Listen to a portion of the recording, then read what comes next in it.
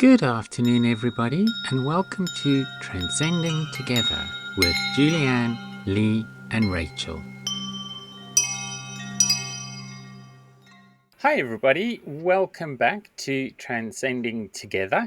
We have already done a part one, so if you found this first, follow the link above to take you back to part one, so you can watch part one, and then it'll get you to part two. And now we continue. So we were chatting just before the break about the pressure, about the importance of keeping the path clear for those that come beyond us, and as much as we can and hope. Do you know what makes me sad is I get the impression that the silent generation and the boomers kind of hoped we would make a difference, us Gen Xers. Well, I'm a Gen X, Lee's a Gen X. And the thing is, we've done a terrible job. I do blame our parents because they were raised by they were either boomers or raised by boomers, so they were a bunch of idiots anyway. But yeah, I mean, what's your take on that in terms of what, I've shared what I think we need to be doing as the grown-ups in the room. What are your thoughts on that, Devin? Yeah, it's very weird that you mentioned, the generation because my mom is the first year of Generation X. She's 61, and I'm the last year of Generation X, 1980, which I'm technically, in the in between of the generations. But yeah, it's kind of sad, but I think it goes to that adage that you can't be what you don't see. And unfortunately, speaking from my personal experience, just conversations with my mom, she was really torn about, being a mother because she didn't know how to emulate that. She didn't have the best relationship with her mom. Same thing with my dad. He didn't have the best relationship with his dad. So it was really up to me to do that work and, to be the driving force in fixing those relationships, having those hard conversations. And unfortunately, a lot of the early Gen X's don't, they don't want to have those tough dialogues, because that's not what they were used to, keep family business in the family and mind this and do this, and you don't get involved with things that don't have anything to do with you, but it does, because everyone's connected to it by some point. And I wouldn't say they were stupid. Well, some stuff they did was definitely stupid. Their decisions to get married and have kids very very young, was, I think, a big cause of the problem. And so the effect of that was a lot of the baby boomers were raising their grandkids, so the things that you pick up and the things that you learn, especially between birth and seven, I think it just kind of carry over. It's like those generational curses that everyone's speaking of and trying to break, what I do in health and wellness, it's generational. Things that just pass to you without you knowing. And it is sad because those are the same people who are in the head of every major country right now. They're 60 and 70 years old, and they aren't thinking about the people coming up. You mentioned keeping the path clear. And my matriarchal great grandmother was full blood Cherokee. And one of the concepts in Native American is you should be preparing for 7 generations ahead. 7. You should be acting and living in a way that preserves 7 generations ahead of you. And people aren't, whether it be global warming or the economy or the laws that they're trying to put into place. They're not thinking about anyone but their own personal beliefs. And it's sad, and it's very scary because they are going to their graves fighting for these constructs that aren't serving the greater good. And yeah, I mean, and we can't just chalk it up to what they learned, because at some point, you just have to, let's be logical, And I don't think people are thinking that way. People are off in their own world, but so consumed with what other people might be doing. Like, why are you worried about what I'm in my bedroom? I'm gay, you're straight. I am not worried at all about what you are doing, but you are putting all your time and effort into me. It doesn't make any sense to me. Like, don't follow me on social media just to say you don't like me. Don't listen to music or watch a movie just to say something negative about it. It just makes no sense to me. If you don't like something, why would you surround yourself? And at the same time, if you wouldn't want something done to you, why would you put so much effort in doing it towards someone else? It just doesn't make sense. And luckily, I can say my mom has come so far. Like her arc and her trajectory has. I mean, we were taking shots of tequila this weekend and going out and singing karaoke, and having my mom talks about transgender and and gay issues and just all this stuff. That in itself gives me hope, because if you knew my mom when I was a teenager, you'd have been like, oh, ain't no way. So when people do take that time to fill that space and open themselves up, it just, I don't know, it's like a weight is lifted. She's still who she is. She still doesn't, condone what I'm doing, but she's not putting it up there in that space where she feels like she doesn't want to be around me, or she, pulling out Bible verses and all this stuff. She's not that person anymore. She's given herself that space to hold on to what she feels is true without letting it affect her other relationships. So I think that's very, very important. What year were you born in, if I may ask? I don't want to ask the lady, but I'm trying to get some context. My mom is 61. So she's born in 61. Oh, and she'll be 63 this year. So to see her later in life come to that space, that's what gives me hope, despite what goes on in our government and your parliament, the Yeah, screaming, the yelling, the I infighting. I was born in 1970, but in Zimbabwe, so more like 1950. Culturally, Yeah. culturally, it was more like 1950. And Lee? I was born in South Africa in 1973. So again, similar kind of mindset. And I mean, it just brings me on to grandmother, my late grandmother on my mother's side. She lived to be 93, so she'd seen a lot. But in the South Africa that she grew up, it was obviously very much apartheid and things like that. And along with her generation, she had that kind of attitude and mindset. And we had these kind of like under the apartheid government, these like homelands for non-white people, and they used to have casinos there because casinos were banned in South Africa under. And she was quite embarrassing because we'd go to this casino on the south coast of Natal, and she would take her own knives and forks with her because being in the homelands, there was that mixing of races, and she couldn't bear the thought of using a knife and fork that a non-white person had used, and she would take her own cutlery with her. And kind of like seeing the transformation of, and how after the 1994 election, how her attitude had also changed. And she was like quite accepting of non-white people in the end, and she was in a frail care in the last few years. And some of her best friends were like non-white nurses, and that gave me a great deal of hope that somebody that entrenched for all those years under a particular mindset was able to change and have an acceptance of some sort. To transcend that. Yeah. Yeah, I mean, it's so much what my company was founded on.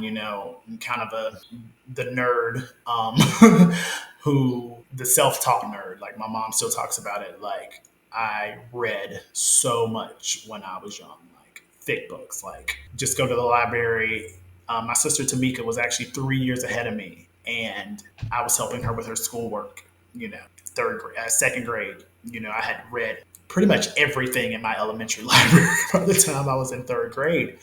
And my mom loved it until I started really venturing out and reading other books, philosophy, world religions, really history, that we started butting heads really bad when I started unfolding the curtain of, organized religion. And still, like you said with your grandmother, it is possible. It is possible for you to shift your perspective. And it just takes a moment. to really stand back and look at yourself objectively. And a lot of people don't do that. They don't really know the difference between a belief and an agreement. They don't know the difference between observing and absorbing. And you have to be able to look at those things because they're completely different. You agree to things that people tell you because you don't know any better. Someone tells you this man did this and this is God and this is this. Between 0 and 7, you have no idea of what's going on. You don't know what it means to manipulate someone. You kind of are starting to understand lies because, maybe you realize Santa Claus isn't real and Easter Bunny isn't real and all these things. But at the same time, you just take in so much stuff subconsciously. I mean, think about all the things you hear between your birth and 2 before you can speak. That's just encoded into you because you're just taking in this information. And that's, what I meant by, generational curses and that energy that we just hold on to ourselves. We hold on to it so tight because it's like it's all we know because it's the first thing that we know. And it's just so refreshing when you hear someone say, you know what, I was wrong. I've learned this, or I can see this from this way now. That is just so refreshing. It's like, you can breathe, but people don't take the time to do that. They just hold on to what they have been ingrained with despite any amount of evidence. Like, it blows my mind. You say you're from South Africa, the cradle of civilization, and it's racist. It's like, it makes no, let's really take it back. I'm in Africa. I am in Africa and I'm a white person, but I feel like I am better than the people who are from here. Their land, their country, their home. And now I've migrated here, but somehow now I'm on a pedestal because of that. It just, like, let's really think about that. It makes no sense. And I'm so glad to hear that people are taking that time. Like, my grandmother's 80. She's the coolest person in the world. Still carries a gun. Her set are special. But she is the most liberal person that I know who really believes in God. Like, she has a very deep, deep connection with God, the idea and the concept of God. But she is the coolest person in the world. She can talk about anything, and of course I'm speaking in the context of knowing her here, not in my mom's context and their relationship. But even that has changed. It's never going to be perfect, but even those dynamics is just, who are you hurting? Why am I hurting them? Am I hurting? Hurt people, And so when we think about that, sometimes we have to not be the negative side of the Aries energy, the ram who's just standing their ground and butting heads with anybody just to do it. I think it's important, and it's more so than important, it's necessary. It's something we need more so than ever. Just that the ability to step back and take ourselves out of situations, completely take ourselves out of the situation and just look at it and really look at what's going on. Don't take it in, because once you take something in and you absorb it into you, it gets filtered through all of your own experiences. And then it's no longer what it was. It's been filtered, it's been, changed, and, you've you've altered it in some way to fit your perspective. And we have to be able to not do that. We have to be able to get to a place where what doesn't affect us shouldn't upset us. I guess that's the best way to say it. Did you know we've got an absolutely wonderful merch store? You can buy merch from the show. You can buy this mug, which supports my rugby team, the Sussex Dragons. This is one of my favorites. This is best part of waking up, turf tears in my cup.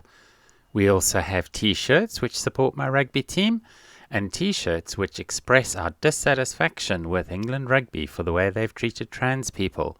And for you bikers out there, we've got our Sisters on Steel Motorcycle Club. Scan this QR code or follow the links on tigergirl.substack.com. Now back to the show.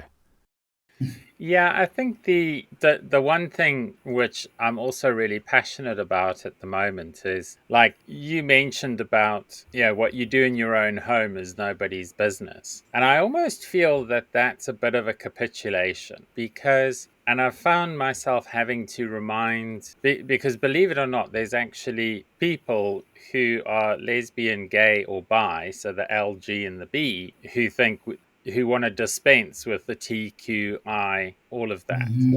And they think that they're coming at it from the perspective that their rights are secure. And the overturning of Roe v. Wade was a clarion call to everybody that Hmm. rights, you can lose them in a heartbeat. Yeah. And what I say to a lot of my gay friends is I say to them, if you think your rights are so secure and you think you are accepted by society, try kissing in public Hmm. or holding hands, doing Yeah. what straight people do all the time. And then you'll see that they're only happy if you do it in your own home. Yeah. And Exactly. that's different to saying so I'm like, what people get up to in their bedroom, well, for starters, it's never anyone's business anyway. But why can't we extend that beyond the boundaries of one's own home and just say, listen, we are first and foremost human beings, and let's just start from that perspective. And I think one of the biggest challenges we have is, and you talked about, the sum of all our divisions is the whole of us. I think that's how you put it. And actually, one of the things which Lee and I have spoken about before is right from the moment we're born, the first division comes down, and that is, what's your gender? Hmm. So this whole idea that we've got to be marked, and if you've got an M, you'll get an M if you were born with a penis, and you'll get an F if you're born with a vagina. Hmm. And then everything is in that. If everything comes down to that, like there was Adam and Eve, not Adam and Steve. So you can't Yeah. have two M's together, and you can't have two F's together, and an M can't become an F, and an F can't become an M. And heaven forbid that you should decide you don't want to be either. Because people just, they can't handle that. And Hmm. when you get down to the bathroom debate, it's only a debate, it's only an issue because we separate them. Yep. And the fact that unisex bathrooms have been around for 20 years, and though, in a public space, it's probably the safest place to have that because there's lots of people around. If you're going to mess around with someone in any way, in a public bathroom, if the place where you're washing your hands and just getting on with stuff, you don't know who else is there. There could be someone more violent than you are, and you start Hmm. causing trouble, somebody might just sort you out. So there's kind of like a leveler in making bathrooms unisex. And it's like, I'll never forget, they were doing something. You're right, actually, probably all started with Donald Trump. But when they were talking about, they wanted to do like a bathroom ban or something Hmm. at one of the universities in the States, and they were interviewing people on campus. And one of the people was saying, so what are they going to do? They're going to put urinals in the women's loos. And you're like, well, actually, I hate to tell you this, but men can also pee sitting down. Certainly, it's male privilege that they can do it standing up. It's Yes. helpful at beer festivals and concerts and any public gathering where there aren't enough ladies loose. But at the end of the, the idea that these people think that it's been put into their heads that men in skirts are going to wander up to a urinal and hoik their skirt up and pee standing up at a urinal in a woman's bathroom. It just That's the level of stupidity, Yes. unfortunately, that the MAGA crowd attract. And likewise with, we've got our own far right issues in the UK. And it's quite funny because I was chucking a whole lot of cans outside the other day, and I said, yeah, this is my can of Trump supporters. And my housemate said to me, what? Why? I said, well, they're very noisy and lack any substance. So Exactly, yeah. exactly. And it's so funny because doesn't even mean male female. Generis, I think I'm pronouncing that right. My declension's off. I haven't studied Russian in a long time, but the Latin word was kind, type, group. And it wasn't until the word gender didn't even exist until the 15th century, early 1500s, I think. And then sex was always male or female until the 20th century when sex became a verb. It became, an act as opposed to that, it became something explicit. And so then they started using gender as male and female, but it's not. I mean, you have to really think. And once again, being a nerd and people not taking the time to think about it, but all embryos are blank. They sit there. And then you have to have the right balance of hormones and genes, and all these things have to present themselves in order for it to determine male or female. And imagine the scope of that. What if this hormone doesn't produce enough of this, or this gene is, mutated or different? Then things are going to not be completely balanced in that spectrum. You have to think, if you go from nothing and you go to one extreme or the other, all of the nuances between that. It's crazy. Like when people say gender, I'm like, no, gender is your brain. Sex is between your legs. They are two completely different things. And if you know how the brain works, one exists on one hemisphere and the other one exists on the other. So Yeah. people don't take the time to really think about it. I mean, I'm not saying that, like, there's this big talk about one of the athletes who got denied to go to the Olympics because they're transgender. Yes, I think that was the right decision because you were 25, 26, so you already had, very high levels of testosterone. Yes, I think for that argument's sake, that was the right decision. But that doesn't reduce that person's identity or their right to identify and see themselves as whatever they want to. I mean, you just can't help it. Your testosterone levels are always going to be too high to compete as a woman. You're 6'4". They're not going to let you do it. I get it. But it doesn't diminish their right to express themselves in that way. Maybe there's going to be rules and that's fine. But we shouldn't be looking at that sense of labeling everyone. Like, you're this, that's what it is, and there's no in between. I mean, that's just wrong. And it's like, yeah, from the very beginning, even before you're born, gender reveal party. This is your Yeah. name. You're going to play baseball. You're going to be this. It's like, ugh, like what? Okay, let's just before we go into a break, I think, Lee, we need to have Devin on with Carly. We Yes, can debate definitely. the gender and sport angle, because it's something her and I are very passionate about, and I don't want to derail this conversation into that one. But I think we could have a really good debate on that. All right, I let's think so. close off part 2, and please stick around. You can follow on. There'll be a link to pick up part 3, and we'll be back on the other side of that.